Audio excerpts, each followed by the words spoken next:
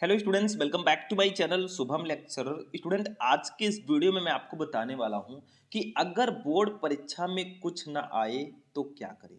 मान लीजिए आप 2025 बोर्ड एग्जाम देने गए हैं, आपके सामने कॉपी है और पेपर है और आपको पेपर में कुछ भी नहीं आता है या बहुत कम आता है, तो आखिर वो कौन सा ट्रिक लगाएं जिससे हमें 70 टू 80% नंबर आसानी से मिल जाए। कुछ नहीं आ रहा है हमको, फिर भी अगर आप ये ट्रिक लगाएंगे जो आज के इस वीडियो में मैं आपको बताने वाला हूं, तो आप बहुत अच्छे से नंबर से पास हो जाएंगे। कुछ बच्चे ऐसे हैं जो अच्छे से तैयारी नहीं कर पाए हैं किसी मजबूरी की वजह से, उनको पास होना है अच्छे नंबर से। तो आज के इस वीडियो को लास्ट तक देख लेना। अगर बोर्ड परीक्षा में कुछ नहीं आता तो ये ट्रिक लगा देना जो मैं इस वीडियो में बताने वाला हूं। भैया, नंबरों की बारिश होगी। मैं हर साल ये वीडियो बच्चों को देता हूं और लाखों बच्चे इस वीडियो को देखते हैं। देखो साइड में एक वीडियो है, लगभग 12 लाख बच्चों ने इसको देखा है और इसमें से 2-3 लाख बच्चे तो आराम से पास हुए हैं। तो आप भी इस बार बहुत अच्छे से नंबर से पास होंगे अगर आपको कुछ नहीं आता तो भी। बस इस वीडियो को लास्ट तक देखना, इस वीडियो को लाइक कर देना,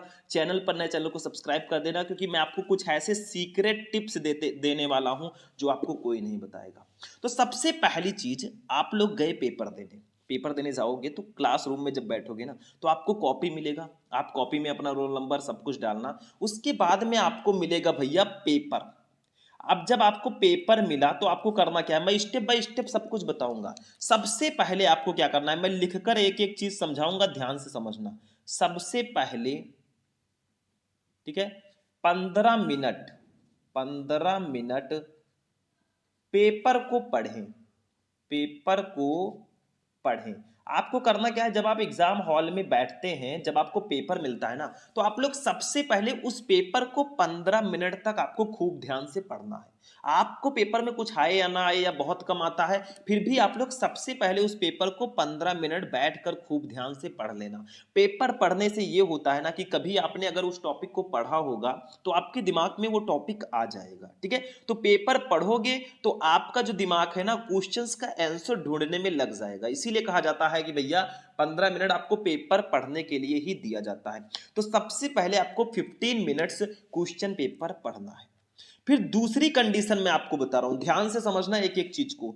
दूसरी चीज यह है कि जो प्रश्न आपको आपको आता है, ठीक है, आता है, पहले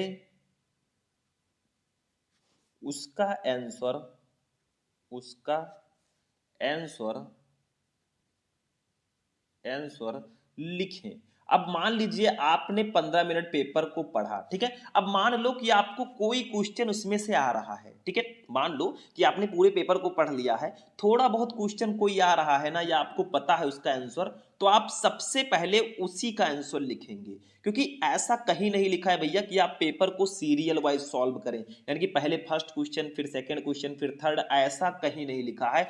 जो क्वेश्चन आपको पता है, कुछ आंसर उसका पता है, उसको सबसे पहले लिख दो। हो सकता है कि आपके पास जो पेपर है उसमें से कुछ क्वेश्चन का आंसर पता हो, ठीक है।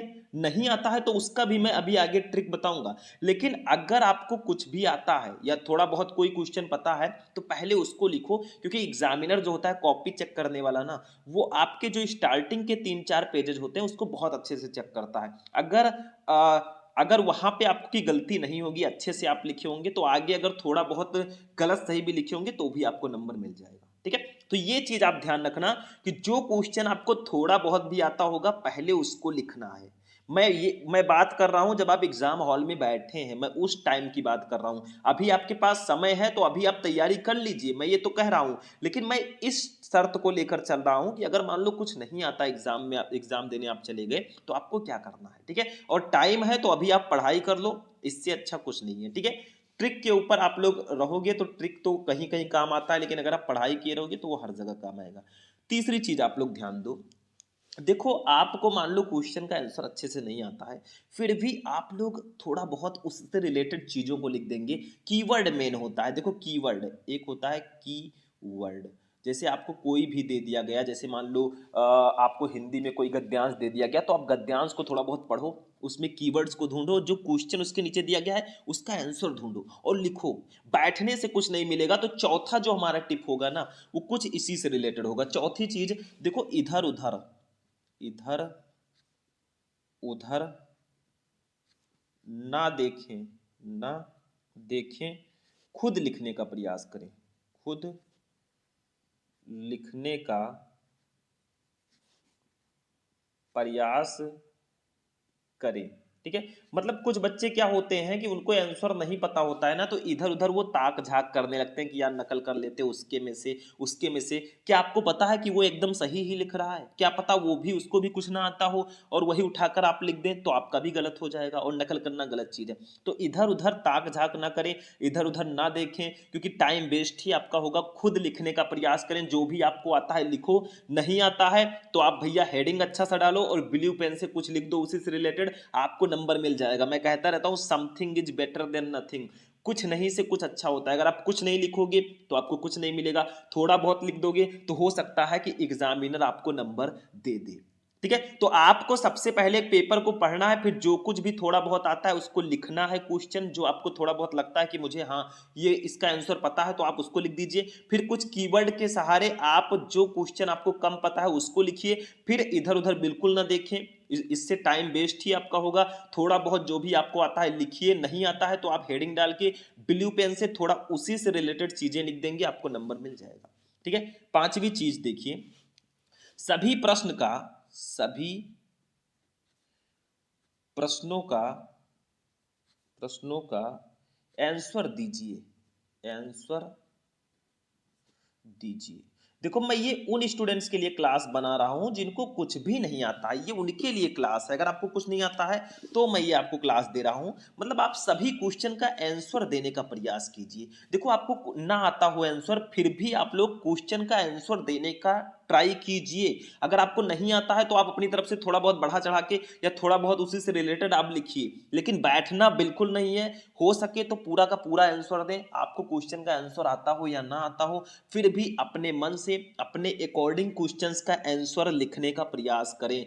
थोड़ा बहुत उसी से चीजों से रिलेटेड आप लिख देंगे, राइटिंग अच्छी रहेगी। हैंड राइटिंग थोड़ा सुधार लेना, हैंड राइटिंग अच्छी रहेगी, आपको नंबर दे दिया जाएगा। तो इधर उधर ताक झाक करने से मत अच्छा है कि आप खुद कुछ क्रिएट करके लिखें।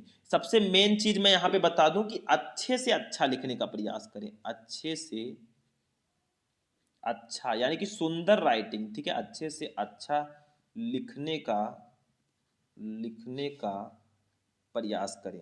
ठीक है, जितनी सुंदर राइटिंग आपकी होगी उतने अच्छे चांसेस होंगे आपको ज्यादा नंबर मिलने के। तो आपको करना क्या है, अपनी हैंड राइटिंग को थोड़ा अच्छे से लिखना है। स्टार्टिंग के पेजेस तो बहुत सुंदर लिखना है, तो आप लोग अच्छे से अच्छा लिखने का प्रयास करें। जितनी सुंदर आपकी हैंड राइटिंग होगी ना, नंबर इंक्रीज होने के चांसेस उतने ही ज्यादा होंगे, ये ध्यान रखना। ठीक है, तो मैं यही कहना चाहूंगा कि अगर आप मान लो बोर्ड एग्जाम देने चले गए, आपको कुछ नहीं आता, तो कौन सा ट्रिक आपको लगाना है जिससे नंबरों की बारिश होगी भैया। तो सबसे पहले आप क्वेश्चन पेपर को ध्यान से पढ़ें। पहले आपको कॉपी मिलेगी, रोल नंबर वंबर भरिए, फिर क्वेश्चन पेपर को खूब ध्यान से पढ़िए। उसके बाद में जो क्वेश्चन आपको लगता है कि हाँ मुझे थोड़ा बहुत पता है, उसका आंसर पहले लिखो। जो पता है उसका आंसर पहले लिखो, क्योंकि स्टार्टिंग के पेजेस में आपका बिल्कुल सही लिखा होना चाहिए। तीसरा, कीवर्ड, मतलब कुछ ऐसे कीवर्ड्स को ढूंढो जो क्वेश्चन आपको 10-15% पता है या नहीं पता है, उसमें कीवर्ड को ढूंढो और उसी कीवर्ड को लेकर एक आप लेखनी लिख दो, 2-4-6 लाइन की, आपको नंबर मिल जाएगा। ठीक है, फिर इधर उधर ना देखें, खुद लिखने का प्रयास करें। इधर उधर देखने में अपना टाइम वेस्ट ना करें, जो कुछ आपको आता है लिखो, नहीं आता है तो भी लिखो, उसी से रिलेटेड चीजें लिखो, नंबर मिल जाएगा। ठीक है, ये कमजोर छात्रों के लिए मैं बता रहा हूं जिनको कुछ ना आएगा। सभी प्रश्नों का आंसर दीजिए, मतलब आप ऐसा कीजिए कि थोड़ा थोड़ा करके सारे क्वेश्चन का आंसर लिखिए। हो सके तो थोड़ा थोड़ा करके पूरे क्वेश्चन का आंसर लिखने का प्रयास कीजिए, इससे ज्यादा बेनिफिट होगा।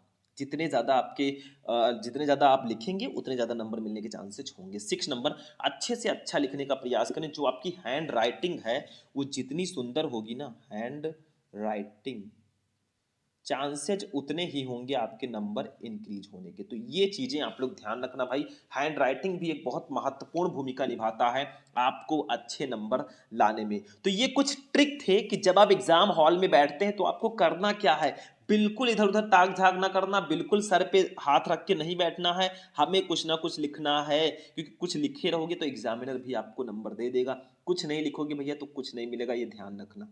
मैं कहता रहता हूँ something is better than nothing. तो आज का वीडियो यहीं पर फिनिश होगा। जाते जाते इस वीडियो को लाइक कर देना, चैनल पर नए चैनल को सब्सक्राइब कर देना। मिलते हैं फिर नेक्स्ट वीडियो में नेक्स्ट टॉपिक के साथ, तब तक के लिए जय हिंद।